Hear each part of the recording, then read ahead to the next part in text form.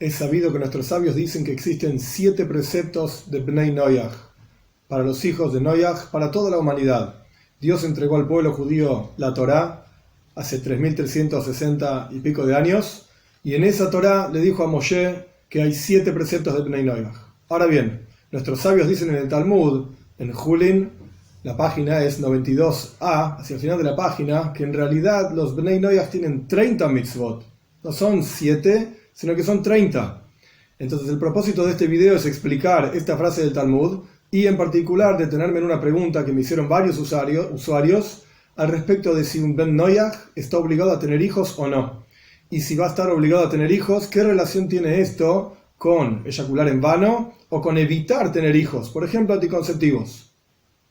Vamos a empezar específicamente con esta última cuestión, a pesar de que no es en orden, porque es una cuestión compleja, y después voy a leer un texto, después voy a explicar de dónde viene este texto, para explicar que en realidad son 7 preceptos de Bnei Noach, 7 preceptos específicos, que a su vez tienen ramificaciones, y del texto que voy a leer vamos a ver cómo esas ramificaciones son 30 mitzvot.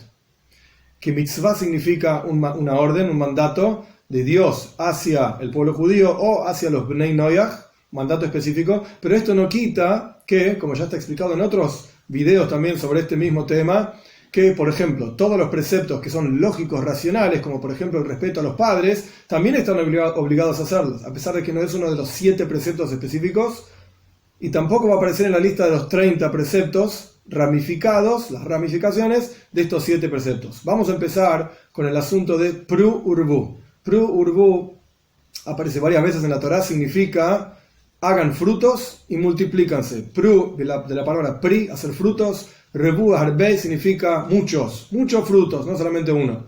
Pru Urbu es una mitzvah en la Torá. El pueblo judío, estamos obligados a tener hijos. Es toda una discusión que ahora no es el lugar, no es el momento. Tiene su determinación, su medida, su forma, su tiempo, etcétera, etcétera. Los Bnei Noach, los gentiles, ¿están obligados a tener hijos o no? ¿Es una mitzvah tener hijos o no? Pues esto es una discusión en las palabras de nuestros sabios, no es algo tan sencillo. Paréntesis, ¿por qué no es tan sencillo? ¿Sí o no? Pues, como ya expliqué en otros momentos también, el pueblo judío fue muy perseguido y fue prohibido de estudiar Torá, de difundir la Torá, etc. Entonces, bajo esa opresión, era imposible dedicarse a difundir la Torá para las otras naciones del mundo. Entonces, principalmente se desarrolló ampliamente el estudio de Torá para las leyes, para el pueblo judío, digamos, de la puerta para adentro, por llamarlo de alguna manera, y no tanto desarrollo en las mitzvot de la puerta para afuera, de lo que el judío tiene como mitzvah, por así decir, como precepto divino, difundir a todas las otras naciones del mundo, los 7 preceptos de Bnei Noach, los 30 preceptos, como vamos a ver más adelante. Por eso, no es tan sencillo decir sí, no, excepto en algunos casos contados que sí está claro. En este caso en particular, de Pru Urbu, de tener hijos, no es tan sencillo. Cerramos paréntesis. Hay una opinión que dice famosa, el Sheiltois de Rabbi Hoy, alrededor del año 700 de la era común, que él escribe que así como el pueblo judío está obligado a Pru Urbu, a tener hijos, de la misma manera los gentiles también están obligados a Pru Urbu, a tener hijos. De vuelta, las medidas y formas es diferente, porque las medidas solamente fueron entregadas para el pueblo judío. Pero el punto es que sí están obligados a tener hijos. Y de esto se desprende algo muy interesante. Y Sheiltos no es la única opinión que dice esto, hay otras opiniones también, por supuesto. De aquí se desprende algo muy interesante. Si hay una obligación de tener hijos, pues automáticamente, por lo menos de acuerdo a algunas opiniones, hay quienes no están de acuerdo con esto, automáticamente se está obligado a no evitar tener hijos. Por ejemplo, anticonceptivos. Si hay un precepto de tener hijos, uno no puede evitar no tener hijos. Esto es lo que surge si están vinculados estas dos cuestiones, de tener hijos con evitar tener hijos, una mitzvah de tener hijos. Para la opinión que dice que no es una mitzvah tener hijos, para los Bnei Noach, para los gentiles, entonces no habría problema evitar tener hijos, pues uno no está obligado a tenerlos. Entonces, ¿cuál es el problema de evitarlo? Y lo mismo ocurre con Zera Levatal en hebreo, eyaculación en vano, es la misma conexión. Si uno está obligado a tener hijos, pues está prohibido eyacular en vano. Y si uno no está obligado a tener hijos, pues ¿cuál sería el problema? Vamos a ver más adelante que igualmente es un problema. Esto entonces es una opinión, hay una obligación de tener hijos, es una opinión muy fuerte, citada en muchísimos lugares. Tosafot, un comentarista famosísimo, un grupo de comentaristas del Talmud, también opina de esta manera. Y varias autoridades halágicas modernas también opinan de esta manera. Está la otra opinión, que están exentos de tener hijos, y ya expliqué la diferencia al respecto de evitar tener hijos y eyaculación en vano. La opinión más aceptada, esto es lo que yo entiendo, es que sí hay una obligación de tener hijos, pero no necesariamente como una mitzvah de las 7 preceptos, porque no es, vamos a ver que sí es parte de los 30, sino que hay otra cuestión aquí. La cuestión se llama, un versículo en Ishaya, es el versículo capítulo 45, número 18. Dios no creó el mundo para que esté desolado, sino que lo creó para que esté habitado. La creación del mundo, su motivación es que esté habitado, que esté correcto, que el mundo funcione, que la gente no se mate, no se roben, etc. Dado que esta es la motivación para los preceptos de Bnei Noyaj, que el mundo esté habitado como corresponde a una sociedad, que podamos vivir todos tranquilos, todos los seres humanos tranquilos, esto incluye de cierta forma prurbu. Esto incluye de cierta forma el multiplicarse, porque si Dios quiere que el mundo esté habitado, entonces de alguna manera hay que habitarlo teniendo hijos. Pues podríamos decir incluso según las opiniones que no hay una mitzvah, no hay un precepto específico de tener hijos. Sin embargo, esto está incluido, esta idea de tener hijos está incluido dentro del precepto general, por así decir, de tener un mundo habitado y un mundo que funcione. Esto es al respecto de tener hijos. En resumen, nada más, hay una opinión muy fuerte que dice que sí hay una obligación para los gentiles de tener hijos, muchísimos grandes rabinos que opinan de esta manera, y hay una opinión que dice que no hay una obligación de tener hijos específica, y podríamos decir que esa obligación de tener hijos está incluida dentro de la mitzvah general de habitar el mundo. Entonces estarían todos de acuerdo que hay que tener hijos. La diferencia sería entre una opinión y la otra si se puede evitar tener hijos. Para quien dice que hay una mitzvah, no se puede evitar, es una obligación. O eyacular en vano. Para quien dice que no es una mitzvah, pues se podría evitar, dado el caso necesario, una cuestión de salud, o de la madre, o de los niños, o un problema de educación, uno sabe que no podría educar a esos chicos, etc. Entonces, según esta segunda opinión, se podría evitar tener hijos. O según esta segunda opinión, aparentemente se podría eyacular en vano. Pero conocemos la historia en la Torá de los hijos de Yehuda, Erbe o Inon. Ambos, ellos eyaculaban en vano y el castigo de ellos fue terrible, fue la muerte literalmente, físicamente hablando, ni siquiera espiritualmente hablando, físicamente hablando. Y de ahí aprendemos lo grave de esta prohibición de eyacular en vano. Y Maimónides escribe también en sus Ilhos Deis, en sus leyes de opinión y de pensamiento y de comportamiento adecuado, en el capítulo 4 hacia el final, que eyacular en vano o eyacular demasiado, ni siquiera en vano, aunque no sea en vano, etc., es algo totalmente inapropiado, es algo totalmente incorrecto. Esto genera montones de dificultades de salud en la persona. Así escribe Maimónides, que era un gran médico. Esto es al respecto, de vuelta, prurbu, tener hijos, evitar tener hijos y eyacular en vano. Ahora volvamos al asunto de los 7 preceptos de Bnei Noyaj, o los 30 preceptos. En un lugar el Talmud dice son 7, en otro lugar dice son 30. ¿Cómo ponemos estas dos cosas juntas? Hay un sefer, un libro de Rabbi Menachem Azaria de Fano, alrededor del año 1600, en Fano, en Italia, y él escribe montones y montones de cuestiones. Era un gran cabalista, era un gran talmudista, etc. Y él en un lugar escribe cuáles son los 7 preceptos y cómo se desprenden de esos 7 preceptos, en realidad 30. Lo voy a leer directamente de adentro. Él escribe así: la primer mitzvah para los gentiles es la prohibición de idolatría. La prohibición de idolatría. Y se agrega a esta mitzvah las siguientes otras prohibiciones. Hay una Mavir Eish, hay una prohibición en la Torá de un tipo de idolatría que se llamaba Moilech, que el trabajo de idolatría, digamos, el servicio era hacer pasar los hijos por el fuego. Esto es una prohibición. Koisem es una persona que es tipo un brujo. Meoinen es una persona que determina diferentes horarios, son buenos para hacer tal cosa, no salgas tal día, salí a tal hora, porque esto te va bien o te va a ir mal, de acuerdo a los horarios, etc. Menajesh es una persona que hace adivinaciones. Mehashev es un brujo también. Koisem y Mehashev son diferentes tipos de brujos. Hoiber Hover es una persona que encantaba animales. Oiv era otro tipo de idolatría. Y Doini, otro tipo de idolatría. Y Doirish Lameisimi, buscar a los muertos para que nos digan diferentes cosas. En total fueron 10.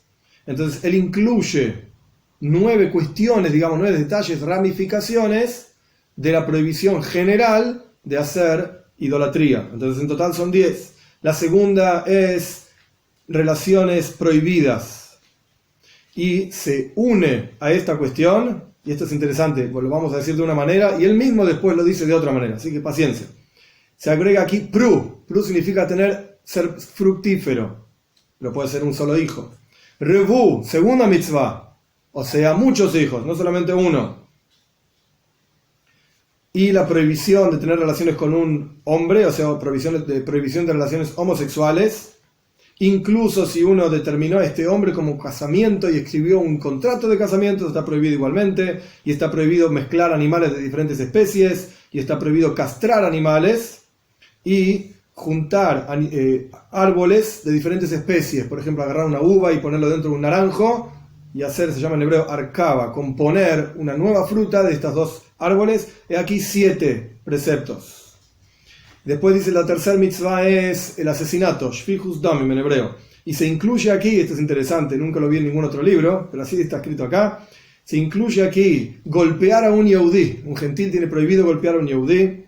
Y aquí dos mitzvot.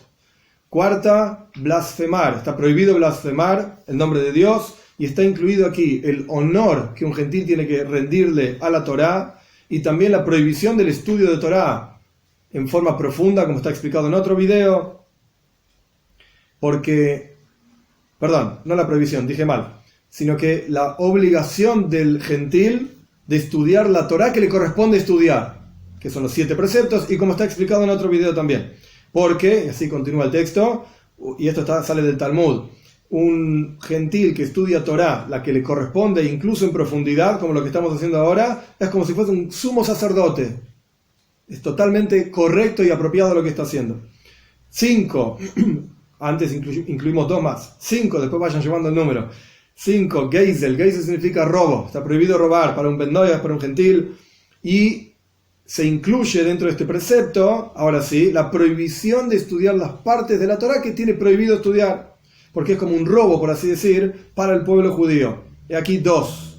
6. Dinim. Dinim significa establecer un sistema de jueces, justicia. Paréntesis, esto está explicado ampliamente en otro video también. Hay una discusión entre Maimónides y Nachmanides. Rambam, Maimónides, y Ramban, Nachmanides. Ramban vivió aproximadamente 100 años después.